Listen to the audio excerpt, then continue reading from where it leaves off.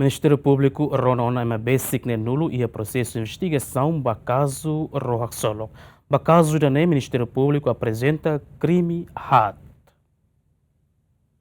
E a lançaram o recintolo fula novembro ne Ministério Público haruka carta esclarecimento ida ba reitor Universidade da Paz ona ba Kazu Ro HAKSOLOK ne beda daune e a processo de investigação no sai preocupação público.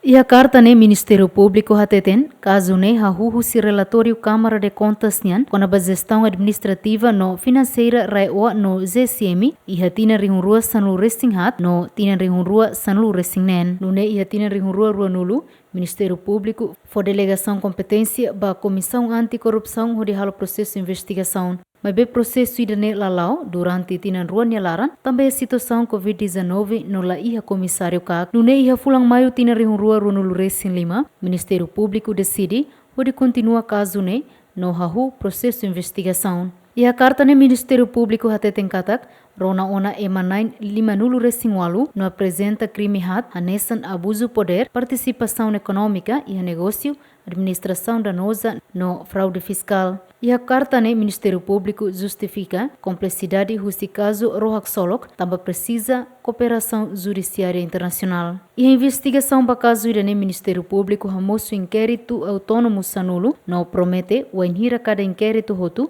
se for saiba público. Equipa cobertura GMN.